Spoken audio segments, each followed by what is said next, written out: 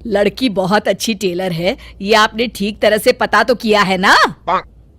अरे हाँ भाग्यवान, मैंने सब पता कर लिया है।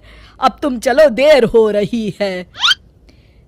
मेरी समझ में एक बात नहीं आती कि तुम मेरी शादी करने की बात करने जा रही हो माँ, या अपने दुकान के लिए नई टेलर देखने जा रही हो? अरे चुप कर, अभी तू बच्चा है, दुनियादारी के बारे में तुझे कुछ नहीं पता। अरे तू तो एक प्राइवेट कंपनी में काम करता है, और प्राइवेट कंपनी का क्या भरोसा। लेकिन माँ, अरे तेरे पिताजी से पूछ ले, इन्होंने अपनी जिंदगी में कितनी नौकरी पकड़ी है और छोड़ी है। अरे वो तो मैं थी जो सिलाई करके घर चलाती थी। अरे बेटा, बुरा वक्त कभी फोन करके नहीं आता। टेलर बहू लाऊंगी तो मेरे साथ दुकान में सिलाई करेगी, समझा? चल अब। दोपहर होने तक तीनों लड़की वालों के घर पहुंच जाते हैं। सभी बातें और चाय पानी होने के बाद, बहन जी, आपका बेटा रोहित एक अच्छी कंपनी में काम करता है और अच्छी तनख्वाह भी है। बस हमें और कुछ नहीं चाहिए। हमें आपका बेटा बहुत पसंद है। हमें भी आपकी बेटी मीना पसंद है जी। मुझे लगता है हमें बच्चों को भी आपस में बात करने का मौका देना चाहिए। हाँ हाँ, आपने बिल्कुल सही कहा भाई साहब। जाओ बच्चों, बाहर जाके बात कर लो। अरे आप रुकिए जी। अच्छा ये बताओ बेटी, तुमने सिलाई कहाँ से सीखी है? जी, दीनानाथ इंस्टीट्यूट से। अरे बहन जी, मेरी बेटी इस मोहल्ले में सबसे अच्छी ब्लाउज सिलती है और एक से बढ़कर एक डिजाइन भी बना लेती है। अच्छा, चल बेटी, जरा तेरे हाथ की कारीगरी देख लेते हैं। अरे माँ, ये सब करने की क्या जरूरत है? अरे तू चुप कर। लोग ऐसे ही बड़ी बड़ी बातें करते हैं कि हमारी लड़की को तो सब आता है, बाद में असलियत सामने आती है। इसलिए मैं कोई गलती नहीं करना चाहती, तू चुप करके बैठ।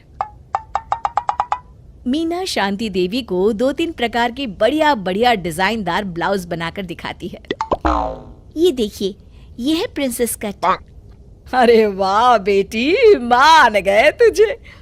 तू तो मुझसे भी अच्छा ब्लाउज सिल लेती है। चलिए बहन जी, हमें तो आपकी बेटी पसंद है। अब इसी बात पर मुंह मीठा कराइए। जी बिल्कुल। इस तरह रोहित और मीना की शादी हो जाती है। शादी के अगले दिन से मीना अपनी सास के साथ सारा दिन दुकान पर सिलाई करती रहती और अपने पति रोहित को जरा सा भी समय नहीं दे पाती थी। फिर एक दिन रोहित फोन करके मीना से कहता है, मीना, आज शाम को हम दोनों किसी अच्छे रेस्टोरेंट में खाना खाने चलेंगे। तुम तैयार रहना, मैं ठीक वक्त पर पहुंच जाऊंगा। ठीक है जी। शाम को रोहित जब घर आता है तो मीना सिलाई मशीन पर बैठी ब्लाउज सिल रही होती है। अरे ये क्या? मैंने तुमसे कहा तो था कि शाम को हमें रेस्टोरेंट में खाना खाने के लिए जाना है, और तुम हो कि सिलाई कर रही हो। हद हो गई।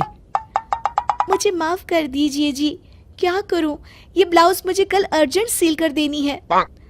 सारा दिन तो तुम माँ के साथ दुकान पर सिलाई करती हो। अरे कम से कम शाम का वक्त तो मेरे लिए रखा करो। तभी वहां शांति देवी आ जाती है। अरे क्यों बहू को परेशान कर रहा है? कल ये तीनों ब्लाउज सुबह सिल कर देनी है। चल जा, अपना काम कर। रोहित चुपचाप वहां से चला जाता है। इस तरह अपनी सास के डर के मारे मीना चाहकर भी अपने पति के लिए वक्त नहीं बिता पाती थी। फिर एक दिन रोहित दोपहर को ऑफिस से घर आता है। उसके साथ उसकी कार में एक लड़की बैठी होती है। दोनों एक दूसरे से मुस्कुराकर बातें कर रहे होते हैं। माँ, जरा टेबल पर रखी मेरी फाइल तो देना, मैं भूल गया था। ये कौन लड़की है तेरे साथ? अरे माँ, ये तो मेरे साथ ऑफिस में काम करती है। इतना कहकर रोहित वहां से चला जाता है। उसी शाम, अरे क्या हुआ भाग्यवान, तुम्हारा चेहरा क्यों उतरा हुआ है? किस चिंता में डूबी हुई हो? क्या बताऊं जी, आज रोहित के साथ एक लड़की आई थी।